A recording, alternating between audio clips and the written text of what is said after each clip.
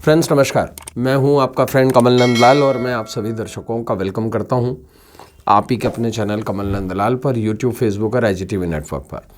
Friends, हम आपके लिए लेकर आए हैं स्पेशल सीरीज़ के अंतर्गत महावास्तु। और महावास्तु में हम बात करते हैं वास्तु से संबंधित विषयों के बारे में। आज हम एक बहुत खास विषय पर आपके लिए एक टॉपिक लेकर आए हैं। हमारा वास्तु, या मैं जो कहूँ जो मैं वास्तु आपके लिए दिखा देता हूँ, वो तोड़ फोड़ पर निर्धारित नहीं। वास्तु कुछ ऐसे सेगमेंट को लेकर आधारित है जो जीवन से जुड़े हैं। जैसे जीवन में बीमारियां होती है तो उसके पीछे क्या वास्तु है ना। अगर आपके बाल कम हो रहे हैं तो उसके पीछे क्या वास्तु है। बच्चे पढ़ाई पर अगर कंसंट्रेट नहीं कर पा रहे हैं तो उसके पीछे क्या वास्तु है। उसको कैसे हम सुधार सकते हैं, इत्यादि इत्यादि। और ऐसा ही एक विषय है जो आजकल हर व्यक्ति के जीवन में बहुत आम भी हो गया और ख़ास भी हो गया। वो है कर्ज, डेबिट, उधारी। तो वास्तु के खास उपाय कर्ज के मर्ज को दूर भगाए। जी हाँ, वास्तु सिंप्लीफिकेशन का नाम है लाइफ के, तोड़फोड़ का नाम नहीं है वास्तु। और वास्तु इंडिविजुअल पर अलग अलग काम करती है। हर व्यक्ति के लिए एक अलग वास्तु काम करता है। तो आज महावास्तु का विषय है वास्तु के खास उपाय कर्ज के मर्ज को दूर भगाए। देखिए, आज के मॉडर्न जीवन में व्यक्ति को अपनी ज़रूरतों को पूरी करने के लिए अपनी कमाई से हटकर भी पैसे की ज़रूरत पड़ती है। और उसके लिए वह कभी कभी बैंक से लोन ले लेता है, तो कभी किसी परिचित से, बाजार से उधार ले लेता है, और यहीं से कर्ज का जो ब्याज है उसका चक्रवात शुरू हो जाता है ना। और जिससे कभी कभी कुछ लोग बाहर नहीं निकल पाते। आप जानते हैं ऐसा क्यों होता है? इसके पीछे ग्रहों की चाल है। वास्तु भी ग्रहों पर ही आधारित है, नथिंग बियॉन्ड प्लैनेट। कर्ज कभी कभी व्यक्ति अपने संतान की शादी को लेकर लेता है। आप देख लीजिए, गांव में लोग अपनी बिटिया की, अपने बच्चे की शादी के लिए कर्जा ले लेते हैं। संतान की पढ़ाई को लेकर आजकल लोग कर्जा लेने लग गए हैं। भाई बहन की शादी के लिए लोग कर्जा लेते हैं। कार के लिए, घर के लिए, हर किसी चीज़ के लिए आजकल लोन लेने की स्थिति बन गई है। लेकिन हर हाल में कर्ज तो लेना पड़ता है, क्योंकि एक साथ इतना पैसा किसी के पास होता नहीं है ना। और जिसके पास होता है वैसे उसकी ग्रहों की स्थिति है। और आज मैं यूँ कहूँ कि कर्ज अगर मजबूरी बन गया है तो ये सच भी है। और लेकिन उसे उतार पाना हर एक के लिए असंभव वाली स्थिति है। हर जना तो नहीं उतार पाता। अब क्या कारण है, कर्ज क्यों लेना पड़ता है? देखिए, ज्योतिष शास्त्र के अनुसार कर्ज की स्थिति का मूल व्यक्ति के मंगल और केतु के संबंधों पर निर्भर करता है। ज्योतिष के अनुसार कर्ज का निर्धारण कुंडली का 12वां भाव करता है, जिसे हानि भाव कहा जाता है। जब कभी भी व्यक्ति का मंगल या केतु 12वें भाव का और 12वें भाव का स्वामी, ये तीन चीज़ें खराब स्थिति में होती हैं, तो व्यक्ति पर कर्ज की स्थिति जीवन उपरांत बनी रहती है।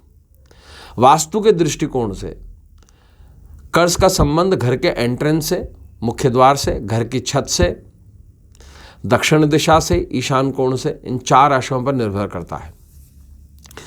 घर का मुख अगर दक्षिण मुखी मकान है तो ऐसी स्थिति में मंगल कर्ज का कारक होता है। घर का मुख ईशान मुखी है तो ऐसी स्थिति में केतु कर्ज का कारक माना जाता है। अगर घर के ईशान कोण में वास्तु दोष से लिप्त है घर का ईशान कोण, तो ऐसी स्थिति में बृहस्पति कर्ज को बढ़ाने और ब्याज के चक्रवात में बड़ी भूमिका अदा करता है।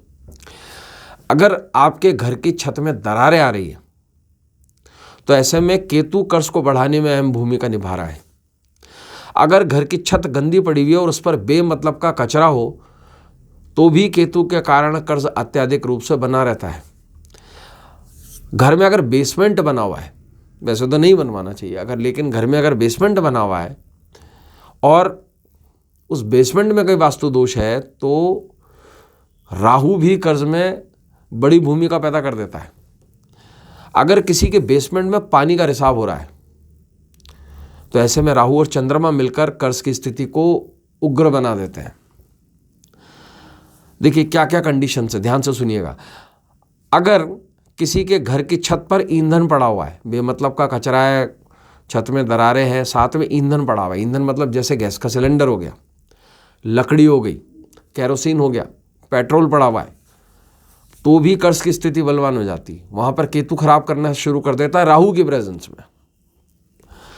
ईशान कोण में अगर आपका पूजा घर बना हुआ है और अगर उस पर चींटियां आने लगे तो भी कर्ज की स्थिति का ये संकेत माना जाता है।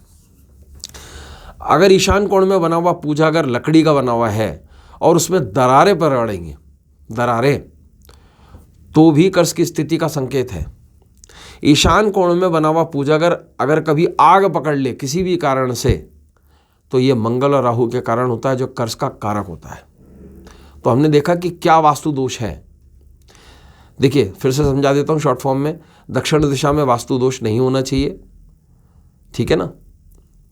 ईशान कोण में वास्तु दोष नहीं होना चाहिए, घर की छत पे वास्तु दोष नहीं होना चाहिए, बेसमेंट में वास्तु दोष नहीं होना चाहिए। 4 चीज़ें अगर ठीक हैं तो आप पे कर्ज की स्थिति आएगी भी तो आराम से निकल जाएगी। अब कर्ज से मुक्ति कैसे पाए बिना तोड़ फोड़ के। देखिए कर्ज उतारने का सबसे अच्छा तरीका है घर के दक्षिण, ईशान, बेसमेंट और छत को वास्तु दोषों से दूर किया जाए। कैसे किया जाए? घर के ईशान कोण को हमेशा साफ सुथरा रखा जाए, इसे हल्का रखा जाए, इसे थोड़ा सा डाउन रखा जाए और हल्के नीले या हल्के क्रीम कलर के रंगों का इस्तेमाल किया जाए, ठीक है। 7x7 के अंदर वहाँ पर एक वाटर एक्वेरियम की भी या आर्टिफिशियल वाटर एक्वेरियम की भी या फाउंटेन की भी व्यवस्था कर दी जाए। घर के बेसमेंट में कभी भी मार्बल या सफ़ेद रंग के पत्थर का इस्तेमाल नहीं करना चाहिए, ना ही सफ़ेद टाइल्स हो। और अगर बेसमेंट में किसी भी तरीके से पानी का रिसाव हो रहा है तो जितना जल्दी हो सके उसे ठीक करा लिए। ध्यान रखिए घर की दक्षिण दिशा के बारे में। घर की दक्षिण दिशा हमेशा भारी हो, हल्की बिल्कुल भी ना हो, थोड़ी सी ऊंची हो, उसमें ज़्यादा खिड़कियाँ ना हो, वहाँ पर टॉयलेट ना हो, वहाँ पर लाल गहरे रंगों का इस्तेमाल हो। घर की दक्षिण दिशा में कभी भी पानी का अरेंजमेंट ना हो। घर की दक्षिण दिशा में कभी भी बहुत ज़्यादा ठंडा उसे ना रखें, थोड़ा गर्म रखें। घर की छत को हमेशा साफ सुथरा रखें, उसमें दरारें ना हो, उसका रिपेयर आप कराते रहें और ईंधन का सामान वहाँ पे बिल्कुल भी ना रखें। अब आते हैं हम कुछ खास वास्तु उपायों पे। देखिए घर की दक्षिण दिशा में कुजा, सुदर्शन, त्रिशक्ति वास्तु यंत्र लटकाएं। घर के दक्षिण दिशा में, घर के दक्षिण दिशा में कार्नेलियन का पिरामिड स्थापित करें। घर के ईशान कोण में केतु, सुदर्शन, त्रिशक्ति वास्तु यंत्र लटकाएं और घर के ईशान कोण में आर्टिफिशियल फाउंटेन की व्यवस्था करें। तो निश्चित रूप से कर्ज का जो मर्ज है वो चुटकियों में बाहर होगा।